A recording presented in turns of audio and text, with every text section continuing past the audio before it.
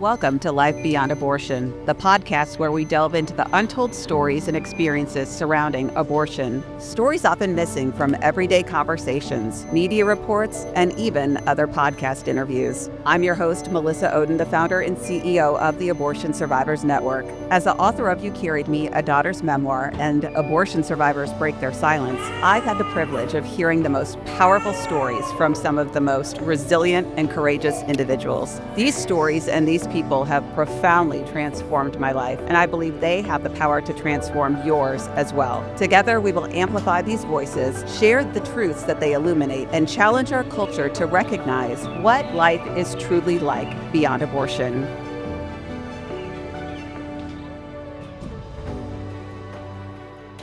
Today, I am joined by my friend, Kim Marvin. Kim, I just want to thank you for joining me today. And, as I think about how to even start our conversation, I think I want to just maybe ask people to think about whether they've had a nightmare that has haunted them. My reoccurring nightmare since I was a very, very young child was it would start with a feeling as if somebody was breaking into my bedroom to kill me, and I would be terrified. And then I would go in through this fog, and boom, I'd be in this dark, veiny environment. And there was always this black liquid like object in the upper left hand corner. I can only describe it as water and oil, and it would just hover. So this is the dream, the nightmare, the terror that I would have constantly. And you had a very safe, loving home that you grew up in. I was raised by my parents, my actual parents, who were high school sweethearts. And every family has a secret. Some more than others, I've learned along the way, mine included. I can laugh about it now.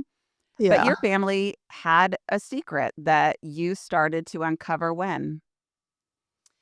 When I was 15, the black object had advanced very close to my face, and I knew it was going to kill me. I always knew it was going to kill me. There was something in me that was terrified of it. So I woke up screaming. I ran into my parents' bedroom. I said, "I cannot take this anymore," and I described the nightmare in great detail. But as I described the nightmare, I watched my parents' face turn pale, and my father looked at my mother and said, "You know what she's describing?" And my mom said, "Yes." She looked at me and told me in 5 words that I will never forget, "I almost had you aborted." What was it like for you to hear those words?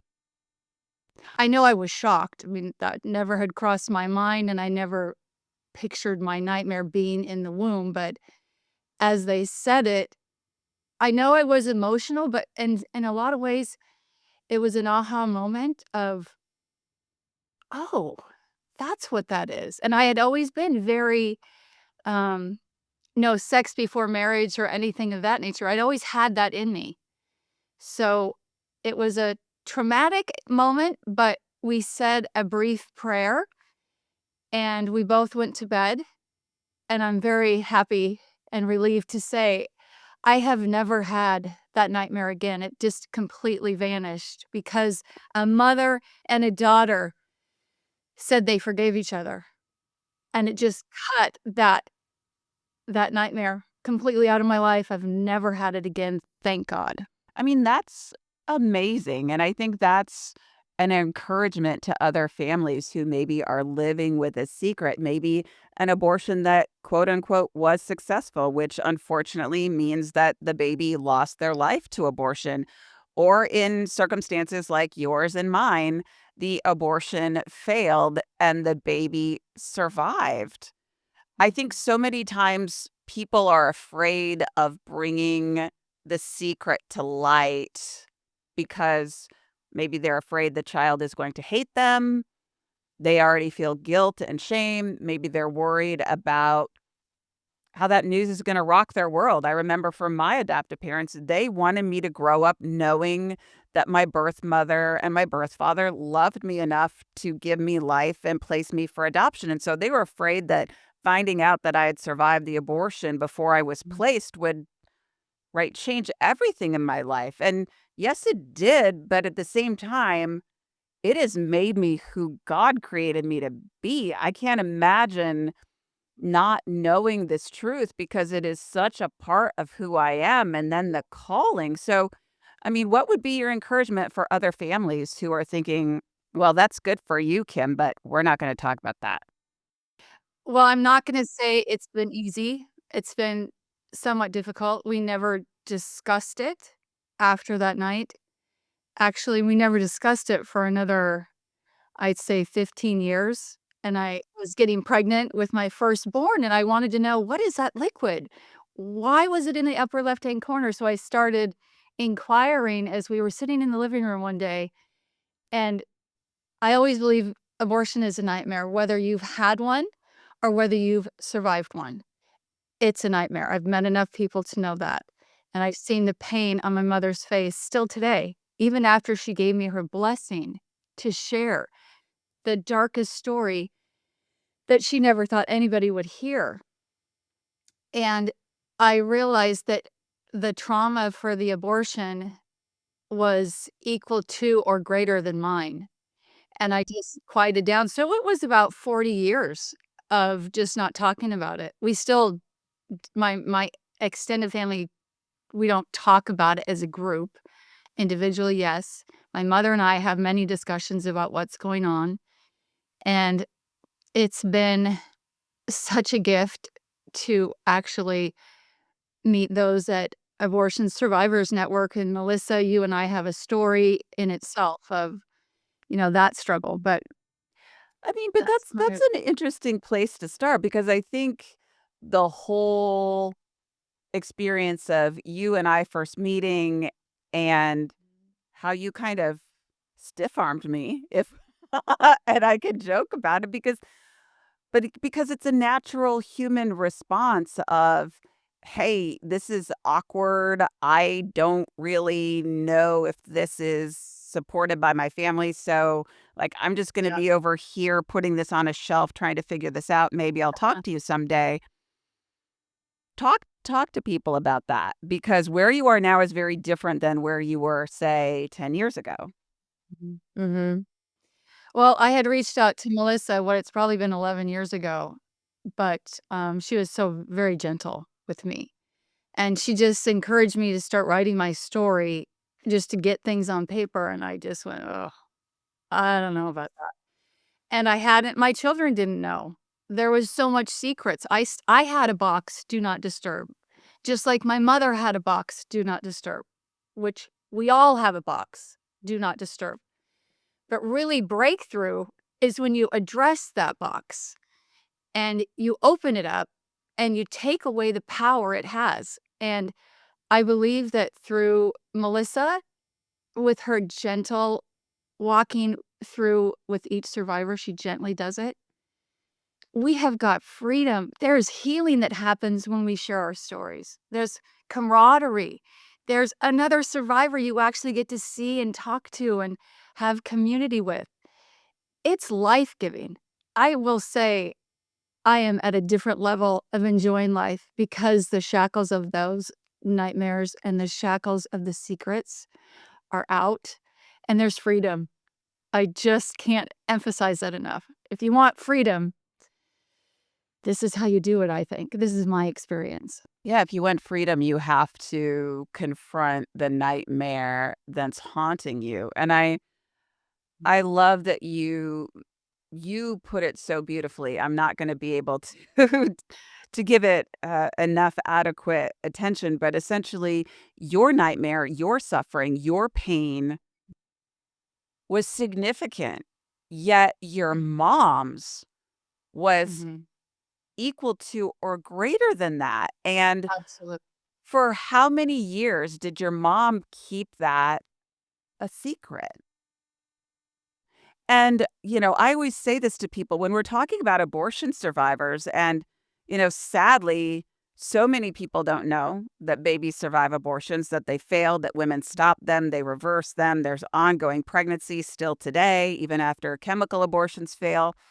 But behind every abortion survivor is a woman who walked through it. And the dad, most survivors are raised in their biological family like you.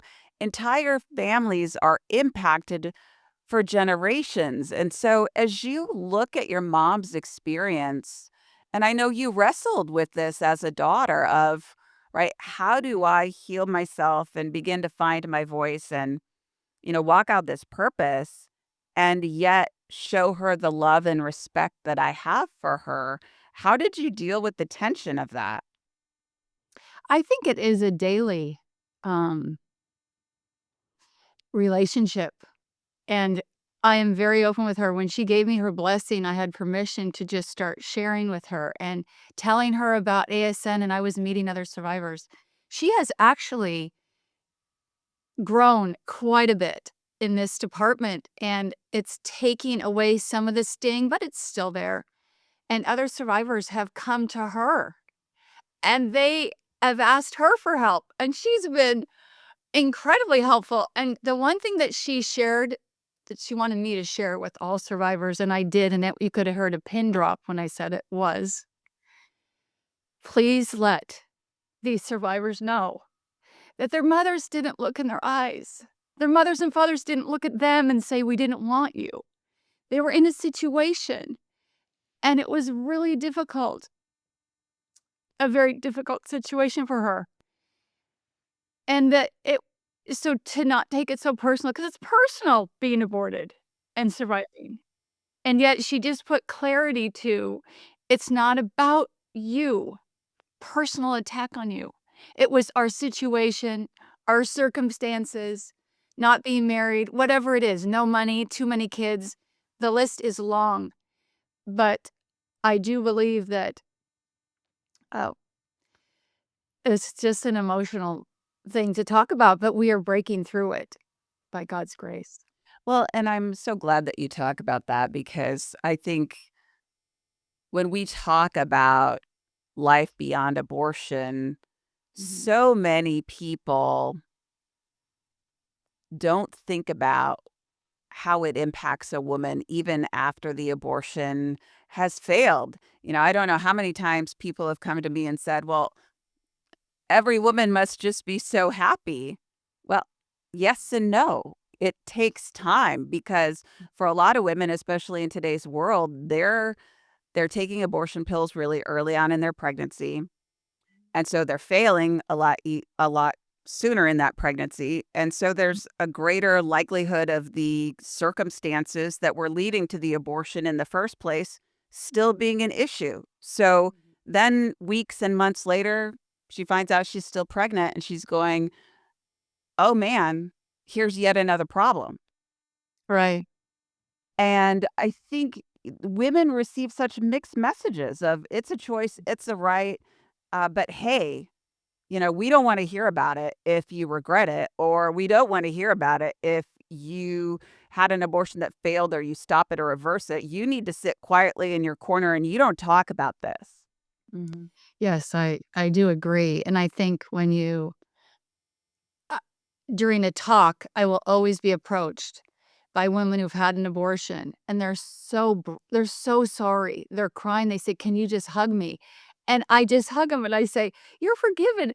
Just accept it." And it's such a hard thing to accept. It's one of the hardest things to accept, and you can see the pain all over their faces. And I do wanna add, it's affected my family, but it also affected my grandmother who didn't talk about it, who in her 80s, I talked to her about this story because I knew what the breakthrough I had with my mother of no more nightmares.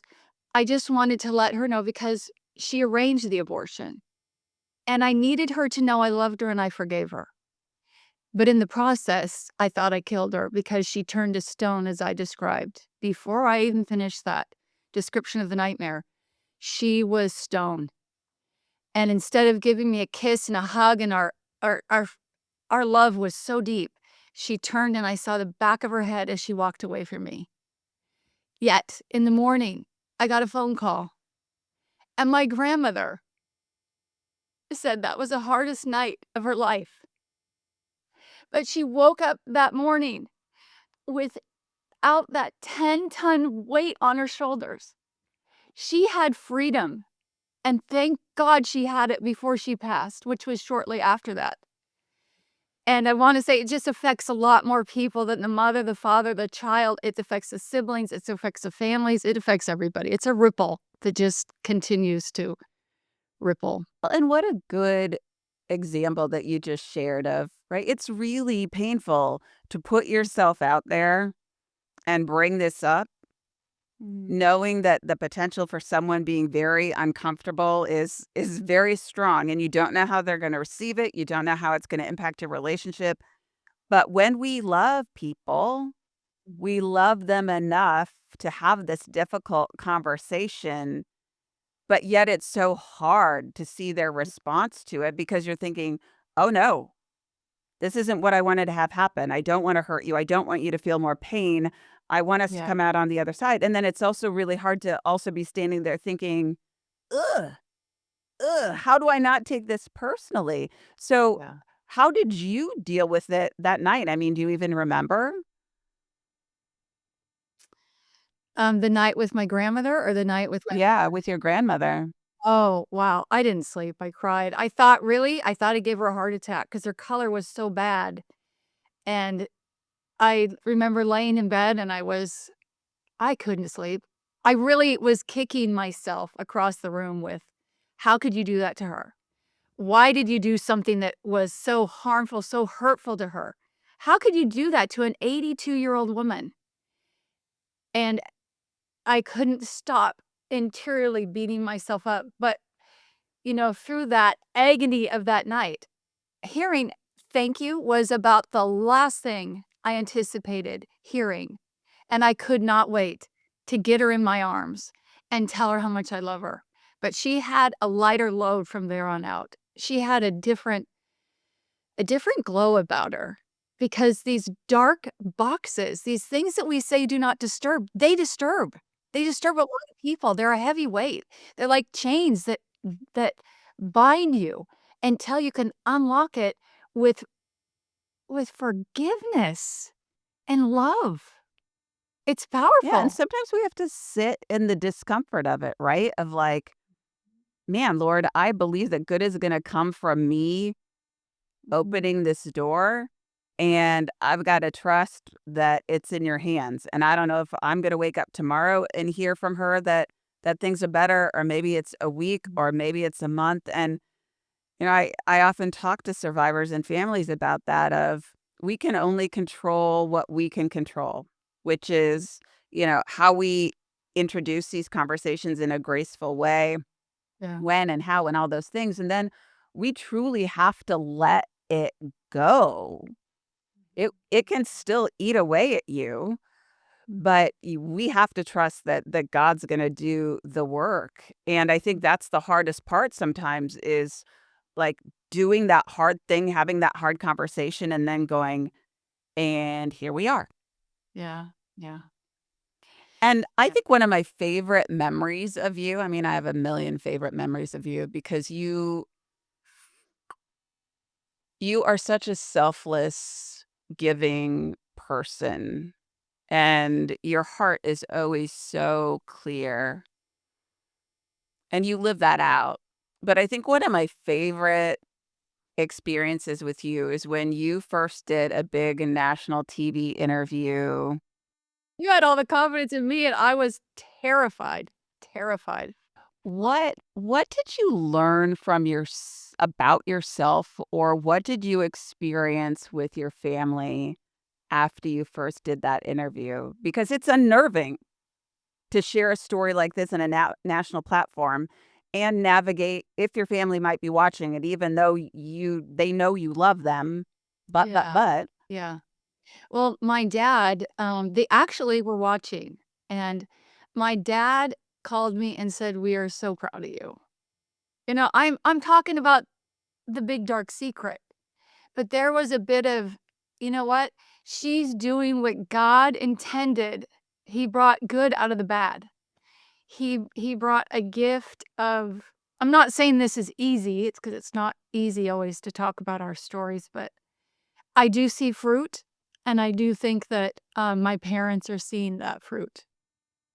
And it's continued to heal them and heal you along with them. Yeah. It's always a journey of healing. Does healing ever stop? I don't know, but we just keep going down that road.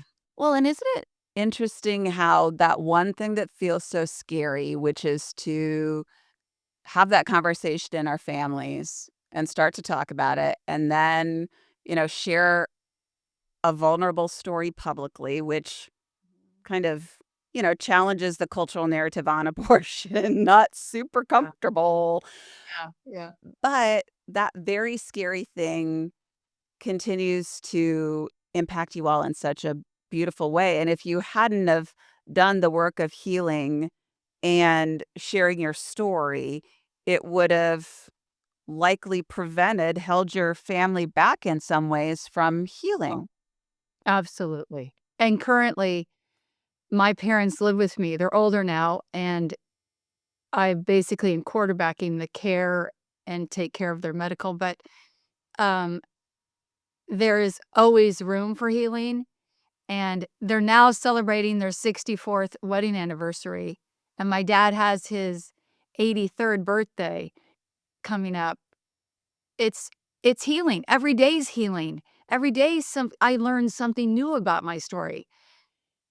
It's just a journey, and I have the support of my siblings. They are so supportive, and my children, and it's been a beautiful journey, and I can see what God is doing with these stories.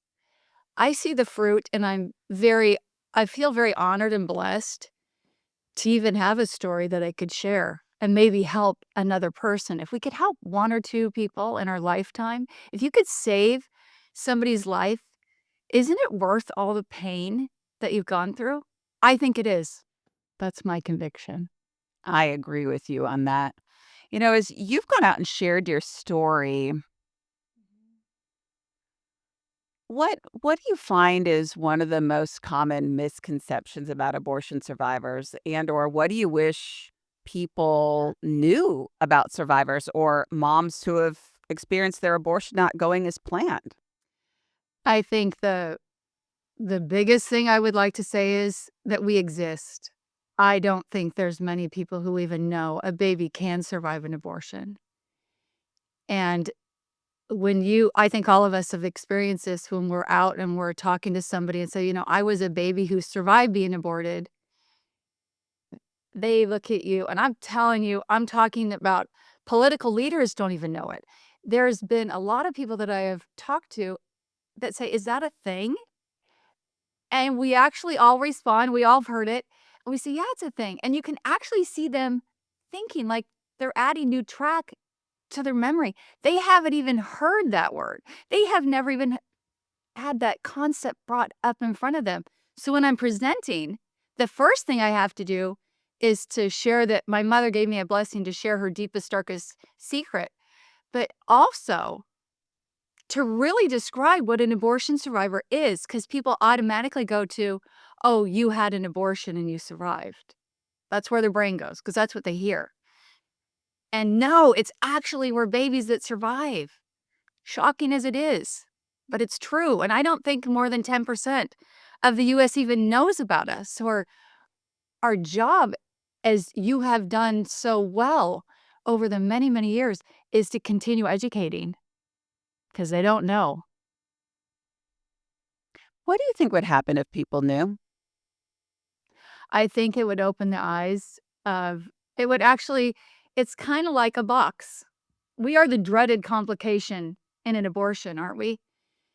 And it's like bringing out that do not disturb box. It will bring fruit, it will bring healing. The truth always does do that. And the truth is, babies survive abortions. Look at the bill just passed in Congress, barely, but giving the baby that's born alive a right. Can you believe we were even fighting over this?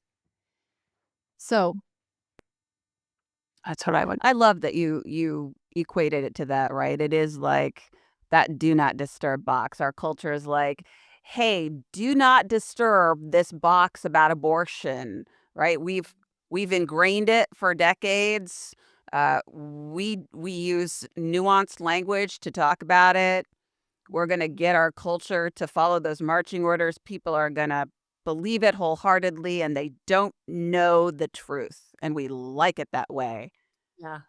And so for Yeah. those of us who have experienced life beyond abortion, we're like, hi, that box is not labeled correctly.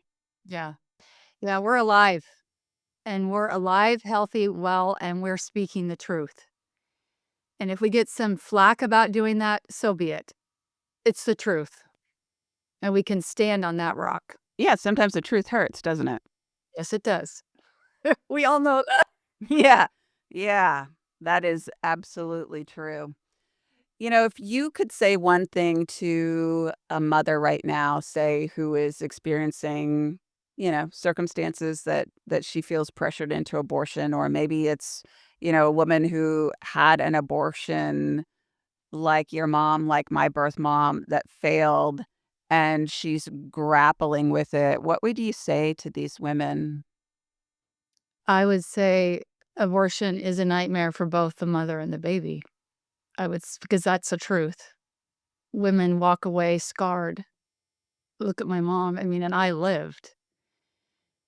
I would say that there's always hope.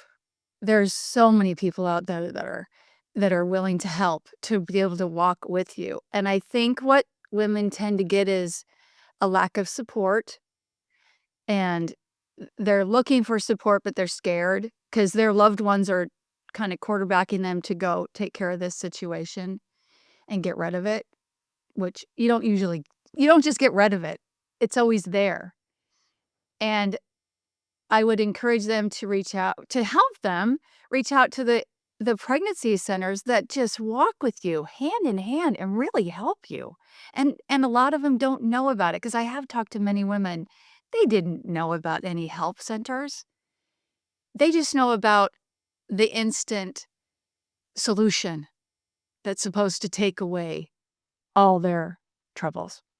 And we know that's not the truth. The do not disturb box in all of its glory.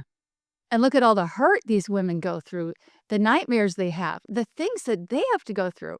Honestly, they're the tortured soul, in my opinion, because I still talk to friends who've had abortions, and the pain, they still have it in their face because it's kind of always there.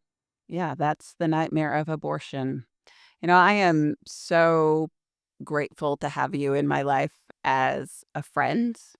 And I can't ever say enough wonderful things about how much you give back to our survivor community, not just our survivors, and survivors around the world, to facilitate Zooms with our survivors around the world. I know it brings you joy, but Yes. you are a blessing to so many people, including women just like your mom. So I thank you for being you, and being so courageous and living your life and sharing your story with the world. If people want to know more about your story or how to reach you, first of all, you're from the Pac Northwest. You're part of our strong group of survivors out there. So Washington State, how can people find out more about your story or reach you? Well, they can reach me through the Abortion Survivors Network, or I will give out my business email. It's Kim, Kim, Marv, Marv, survive15 at gmail.com. Perfect. Thank you. And you are one of those survivors who are represented by the Real Abortion Stories Speakers Bureau. So, our new initiative at the Abortion Survivors Network. So, folks could definitely host you to speak. You are a seasoned professional who does a great job. And thank you, Melissa, because without your lifeline to so many abortion survivors all over the world, there is there's such a loss of hope when we're together earlier in our journey. And now there's life, they're thriving. We have community. We have support with each other. We've all gone through the healing curriculum. You have just laid the path for success, for us to come out of the darkness and come out with our truth. and our story. So thank you. I will always love and be so grateful for you in our lives. Thank you, my friend. And thank you for joining us for this episode of Life Beyond Abortion. Again, a heartfelt thank you to my guest, Kim Marvin, for courageously sharing your life beyond abortion story with us. Your story matters in the cultural conversation about abortion because you matter. If you've been touched by what you've heard today, I encourage you to share this episode and help amplify the truth about life beyond abortion. Don't forget to subscribe, rate, and review our podcast to help us spread these stories and truths, transforming our culture one story at a time. For more information and to connect with our community at the Abortion Survivors Network, visit our website at abortionsurvivors.org. Follow us on Instagram and Facebook at the Abortion Survivors Network and on X at ASN Official. Life Beyond Abortion is a podcast presentation of the Herzog Foundation.